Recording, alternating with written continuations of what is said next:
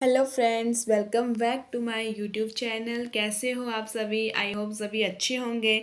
तो अभी हम जो वीडियो के बारे में डिस्कस करने जा रहे हैं वो हमारी यूनिट सेकंड का फर्स्ट क्वेश्चन है। ठीक है, जो हमारे मॉडल्स है। ठीक है, मुझे एक स्टूडेंट ने कमेंट करा था कि मैम प्लीज़ मॉडल के ऊपर वीडियो बना दो।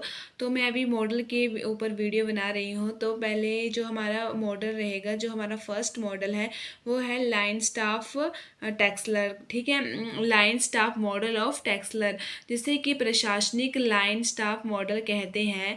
तो इस मॉडल के बारे में अभी हम जान लेते हैं। तो इसमें जो है करिकुलम के बारे में भी बताया गया है।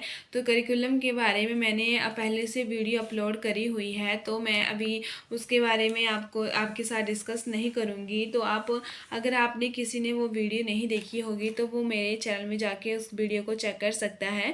तो अभी हम स्टार्ट करते हैं हमारी जो प्रशासनिक ज्ञान स्टाफ मॉडल की हमारी जो मॉडल है उसको हम क्वेश्चन को स्टार्ट करते हैं। तो ये जो मॉडल है इसको सबसे पुराना मॉडल कहा जाता है। ठीक है, जो हमारा लाइन स्टाफ मॉडल है इसको जो है वो सबसे पुराना मॉडल कहा जाता है। ठीक है, जो हमारे करिकुलम का सबसे पुराना मॉडल है वो कौन सा है?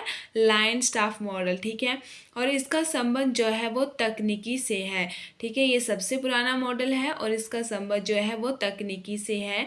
इस मॉडल की रूपरेखा शिक्षण डिजाइन में विकसित की जाती है और इसकी जो रूपरेखा है वो किस में डिज़ाइन की जाती है?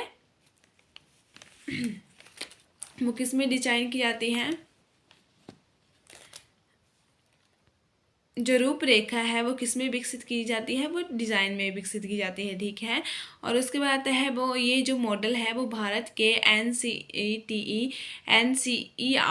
एंड UGC द्वारा अनेक शैक्षिक संगठन पाठ्यक्रम निर्माण में प्रशासनिक प्रतिमान को अपनाया गया है। ठीक है, मतलब ये पॉइंट अलग है, मैंने इसको इकट्ठे बता दिया आपको। तो भारत के जो NCERT हैं, जो UGC हैं, ठीक है, जैसे अनेक शैक्षणिक संगठन है उनमें जो है वो इसका प्रयोग किया जाता है। जो हमारा ये मॉडल है लाइन स्टाफ, उसका जो है प्रयोग किया जाता है। NCERT वगैरह में इसको फॉलो किया जाता है। और इसका जो है निर्माण है, जो इसका मॉडल का गठन है वो किसने किया था? वो किया था सेलर, अलेक्जेंडर एंड लिविन्स द्वारा जो वो इसका निर्माण किया गया था। और इसको जो है इस मॉडल को top down line staff model भी कहा जाता है। और इसे टॉप डाउन लाइन स्टाफ क्यों कहा जाता है? क्योंकि ये उच्च स्तर से निम्न स्तर तक चलता है, इसलिए इसे टॉप डाउन लाइन स्टाफ भी कहा जाता है। उसके बाद हमारा आता है प्रशासनिक तकनीक में 5 क्रियाएं बताई गई हैं। ठीक है, इसमें जो है वो 5 क्रियाओं के बारे में बताया गया है। सबसे पहले आती है नियोजन, यानी कि प्लानिंग।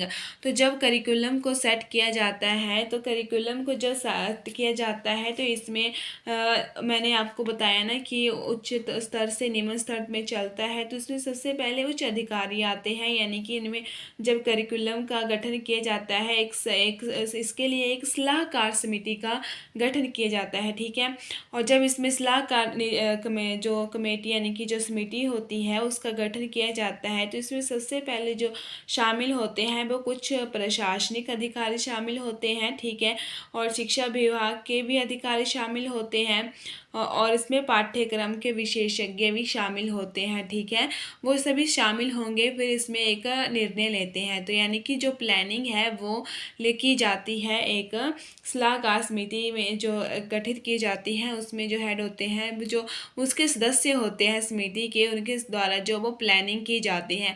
उसके बाद संगठन किया जाएगा। जब प्लानिंग होती है तो उसके बाद ऑर्गेनाइजेशन होता है उस चीज़ का, उसके बाद प्रशासन। ठीक है, फिर उसकी फीडबैक ली जाती है सबकी। जब बातें मतलब सब इकट्ठे बैठते हैं जब कमेटी में, तो किस तरह से डिसीजन लिए जाते हैं। ठीक है, वैसे जो वो किए जाते हैं। फिर उसके बाद निर्देशन लिए जाते हैं, एक दूसरे की गाइडलाइंस को फॉलो की जाता है, सुनी जाती है। उसके बाद प्रतिपुष्टि का नियंत्रण जो है वो किया जाता है। ठीक है, तो ये आई 5 जो हमारी क्रियाएं इसमें बताई हुई हैं। जो हमारा मॉडल है लाइन स्टाफ मॉडल, ठीक है, इसमें 5 क्रियाएं बताई हुई हैं। इसके बाद ये प्रक्रिया उच्च स्तर से निम्न स्तर की ओर चलती है। जैसा कि मैंने आपको पहले ही बताया, ये जो प्रक्रिया है वो उच्च स्तर से निम्न स्तर की ओर चलती है। इसके बाद आता है सलाहकार समिति का गठन किया जाता है। ठीक है, इसमें जो है वो एक सलाहकार समिति का गठन किया जाता है जिसमें कुछ प्रशासनिक अधिकारी, शिक्षा विभाग के प्रमुख तथा पाठ्यक्रम विशेषज्ञ जो है वो शामिल किए जाते हैं।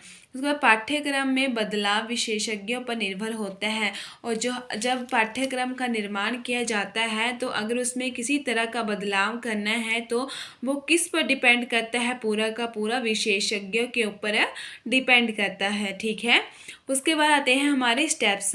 तो इसके जो हैं वो 4 स्टेप्स बताए गए हैं। सबसे पहले आता है गोल्स एंड ऑब्जेक्टिव्स, सेकंड आता है curriculum design, and third curriculum objectives and implementations. ठीक है, तो गोल्स एंड ऑब्जेक्टिव में आता है, जब गोल एंड ऑब्जेक्टिव जब करिकुलम के सेट किए जाते हैं तो वो किस आधार पर जो है वो सेट किए जाते हैं, तो उनमें किन किन बातों का ध्यान किया जाता है। तो इसमें सबसे पहले बच्चे की जो मेंटल एबिलिटी होती है उसको ध्यान में रखा जाता है। उसके बाद जो गोल्स एंड ऑब्जेक्टिव होते हैं उनको बच्चों के एबिलिटी के आधार पर रखे जाते हैं, उनकी जो योग्यता होती है उसके आधार पर रखा जाता है, एक सोसाइटी के हिसाब से रखा जाता है। ठीक है, एक मतलब ऐसी जो करिकुलम होता है उसको इस तरह से उन्होंने सेट करना होता है जिससे जो है बच्चों को नॉलेज मिले, उनकी जो कौशल होते हैं, उनकी जो स्किल्स होती हैं उनका पूर्ण रूप से विकास हो सके। ठीक है, इस तरह से उन्होंने गोल्स को सेट करना होता है, जो उनके लक्ष्य तथा उद्देश्य रहते हैं करिकुलम को सेट करते समय, इन सब बातों को उनको ध्यान में रखना होता है। उसके बाद आता है करिकुलम डिज़ाइन। तो करिकुलम डिज़ाइन करते समय भी जो उनको कई बातों का ध्यान रखना पड़ता है कि किस तरह से करिकुलम को डिज़ाइन करना है। तो इसमें जो है वो 3 तरह से करिकुलम डिज़ाइन किया जाता है, एक सब्जेक्ट सेंटर के हिसाब से। ठीक है, एक सब्जेक्ट सेंटर लर्नर, और एक सोसाइटी के हिसाब से। ठीक है, सब्जेक्ट के हिसाब से, लर्नर के हिसाब से जो सीखने वाला होता है, और जो सोसाइटी सेंटर होती है उसी के हिसाब से। ठीक है, उसी के हिसाब से जो है वो एक करिकुलम को डिज़ाइन किया जाता है। तो सबसे पहले गोल्स एंड ऑब्जेक्टिव तो सेट कर लिए, उसके बाद उसको डिज़ाइन भी कर लिया, उसके बाद आया हमारा करिकुलम ऑब्जेक्टिव्स। तो जो हमारे करिकुलम ऑब्जेक्टिव्स रहेंगे वो किस तरह से रहने चाहिए, वो भी बच्चों की नीड के अकॉर्डिंग ही होने चाहिए। ठीक है, इसमें बच्चों की एबिलिटी को ध्यान में रखना है। ठीक है, इस तरह से उनके ऑब्जेक्टिव्स होने चाहिए। उसके बाद आता है करिकुलम इम्प्लीमेंटेशन। ठीक है, जो इम्प्लीमेंटेशन किस तरह से करना है उन्होंने अपने पाठ्यक्रम को, तो जब उन्होंने उसके गोल सेट कर लिए, ठीक है, उसको डिज़ाइन कर लिया अच्छे से एक पाठ्यक्रम को, ठीक है, उसके उद्देश्य को भी सेट कर लिया है, उनको डिज़ाइन कर लिया है, ठीक है, अच्छे से। ठीक है, उसके बाद उन्होंने लक्ष्य को भी कर लिया, लक्ष्य उद्देश्य जो सब कुछ आ गए। तो उसके बाद जब वो पाठ्यक्रम तैयार हो गया तो उसको किस तरह से जो है वो इम्प्लीमेंट करना है, लागू करना है, उस बात का विशेष ध्यान रखा जाता है। क्योंकि बना तो लिया जाता है लेकिन उसके बाद किस तरह से किसी चीज़ को लागू करना है वो भी सबसे ज़रूरी रहती है। तो इसको जो है वो इसमें ज़रूरी रहता है कि किस तरह से इसको इम्प्लीमेंट करना है। ठीक है, ये आ गया हमारा मॉडल। इसके साथ ये मॉडल जो है वो ख़त्म होता है, स्टेप्स आगे, एंड ये आगे इसके कुछ पॉइंट्स जो मैंने इसकी बारे में था वो मैंने पॉइंट्स में डिस्कस कर दिया है आपके साथ। इसके बाद आता है हमारा next model grass root level planning model of Hilda Taba का ग्रास रूट योजना मॉडल। तो जो हमारा Hilda Taba grass root model था जो हमारा टावा मॉडल है उसको ग्रास रूट मॉडल के नाम से भी जाना जाता है। ठीक है, और अध्यापक को इसमें जो है वो मेन बताया गया है। जो हमारा ग्रास रूट मॉडल है इसमें जो है वो अध्यापक को विशेष माना गया है, महत्वपूर्ण बताया गया है एक अध्यापक को, ठीक है। और जो इसको जो टावा मॉडल है उसको ग्रास रूट मॉडल इसलिए कहा जाता है क्योंकि इसमें बच्चों को ध्यान में रखकर इस मॉडल को जो है वो तैयार किया गया है, इसलिए इसको ग्रास रूट मॉडल जो है वो कहा जाता है, ठीक है। उसके बाद इसमें 7 सोपान बताए गए हैं। तो ये 7 सोपान है आवश्यकताओं का निदान। तो इसमें बच्चों की आवश्यकताओं का निदान किया गया है, ठीक है। उसके बाद आता है उद्देश्यों का निर्माण।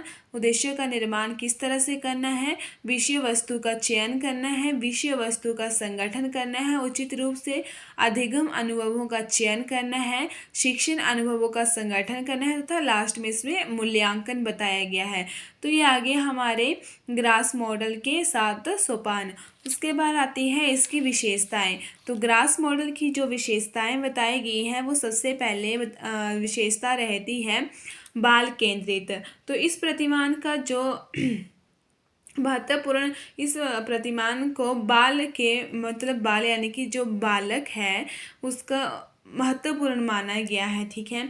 इस प्रतिमान का प्रयोग जो है वो पाठ्यक्रम व छात्रों की समस्याओं का समाधान करने के लिए किया गया है। इससे जो है वो पाठ्यक्रम व बालक एक दूसरे से जुड़े रहते हैं। साथ ही इस प्रतिमान को छात्रों का आधार भी माना गया है, ठीक है। इस प्रतिमान के द्वारा जो है क्या होगा, छात्र और अध्यापक जो है वो आपस में जुड़े रहेंगे, किसके द्वारा, बाल केंद्रित प्रतिमान के द्वारा, ठीक है। उसके बाद आता है लोकतांत्रिक दृष्टिकोण।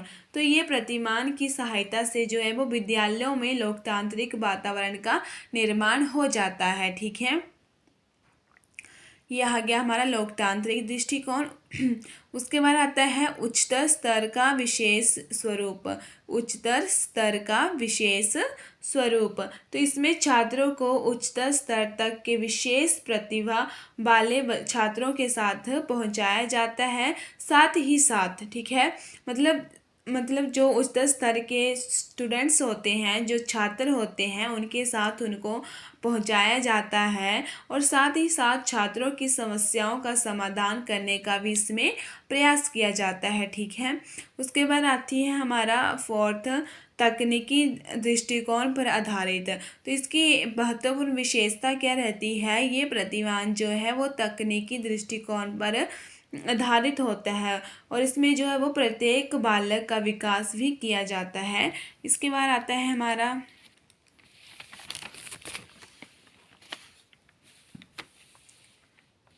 इसके बाद आते हैं हमारे गुण। तो हमने विशेषताओं के डिस्कस कर लिया। इसके बाद आगे हमारे गुण। तो सबसे पहले गुण क्या आया, अध्यापकों द्वारा आसानी से स्वीकार करना। तो इसका सबसे महत्वपूर्ण गुण क्या रहता है इस प्रतिमान का, कि इसको जो है वो आसानी से स्वीकार कर लिया जाता है, ठीक है।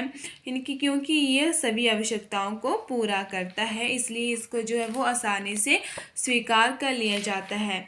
उसके बाद हमारा आता है व्यापक प्रतिमान।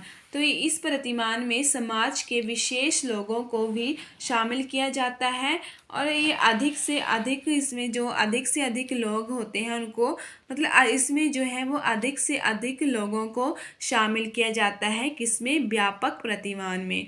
इसके बाद आता है शैक्षिक प्रक्रिया में सहायक। तो इससे विद्यालय में चल रही शैक्षिक प्रक्रिया को चलाने में जो है वो सहायता मिलती है। इस प्रकार जो है वो पाठ्यक्रम संबंधी समस्याओं का समाधान जो है वो आसानी से किया जा सकता है। उसके बाद आता है समस्याओं को दूर करना, वो उसमें सुधार करना। तो ये प्रतिमान जो है वो हर प्रकार से जो है बाल केंद्रित के इर्द गिर्द घूमता है। जो हमारा समस्याओं का समाधान तो तभी किया जाएगा ना यदि बालक जो बालक के द्वारा पाठ्यक्रम का निर्माण किया जाएगा। तो जब बालक को किसी तरह की समस्या आ रही है तो उसका समाधान भी जो है वो किया जाएगा, बाल केंद्रित। तो ये जो हमारा मॉडल है, ये जो हमारा करिकुलम होता है, ठीक है, वर्तमान जो करिकुलम है वो कैसा है, वो पूरी की पूरी तरह से बालक के इर्द गिर्द घूमता है, ठीक है। उसके बाद आता है हमारा विशेष समस्याओं का समाधान। तो ये जो प्रतिमान है वो समाधान करता है कई तरह की समस्याओं का, साथ ही साथ अध्यापकों को भी ये सहायता करता है और इसी तरह से संबंधित अधिगम्य समस्याओं का समाधान करने में भी हेल्प करता है। ठीक है, स्टूडेंट्स को भी हेल्प करता है और साथ ही साथ जो वो टीचर्स को भी हेल्प करता है। उसके बाद आता है हमारा राष्ट्रीय आवश्यकताओं को महत्व देना। तो इसमें जो है वो राष्ट्रीय आवश्यकताओं को महत्व दिया जाता है। बालक की आवश्यकताओं को पूरा करके साथ ही साथ समस्याओं को कम करके उसे राष्ट्र के लिए उपयोगी बनाया जाता है इसमें। ठीक है, जो बालक होता है उसकी समस्याओं का समाधान करके उसको राष्ट्र के लिए उपयोगी बनाया जाता है। बेहतर परिणाम, यदि बालक जो है वो उचित रूप से करिकुलम मतलब करिकुलम के बारे में देखेगा, मतलब बालक को जो है वो उचित रूप से पाठ्यक्रम प्रोवाइड किया जाएगा, उसकी हर तरह की नीड को उसकी नीड को ध्यान में रखा जाएगा, तो परिणाम भी कैसे रहेंगे, बेहतर रहेंगे। उसके बाद आते हैं इसके अवगुण। तो सबसे पहला अवगुण रहता है लंबी प्रक्रिया पर आधारित। तो जो ये पाठ्यक्रम होता है इसमें जो पाठ्यक्रम तैयार किया जाता है वो लंबी प्रक्रिया पर आधारित होता है, जिस कारण बच्चों की पाठ्यक्रम संबंधी जो समस्याएं रहती हैं उनका पूर्ण रूप से समाधान नहीं किया जाता है। उसके बाद आता है अत्यधिक बजट। तो यदि किसी भी प्रतिमान को लागू करना है तो उसमें जो है बजट तो अधिक लगेगा ही लगेगा। ठीक है, उसके बाद आता है कौशल युक्त अध्यापकों की कमी। तो इस तरह के पाठ्यक्रम में जो कौशल युक्त जो स्किल्ड टीचर्स होते हैं उनकी कमी भी रहती है। एंड हमारा जो लास्ट अवगुण आता है वो विशेषज्ञों की कमी।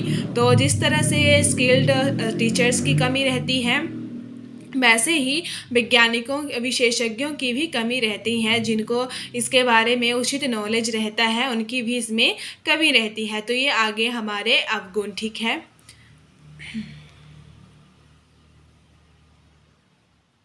Thank you for watching. मिलते हैं नेक्स्ट वीडियो में।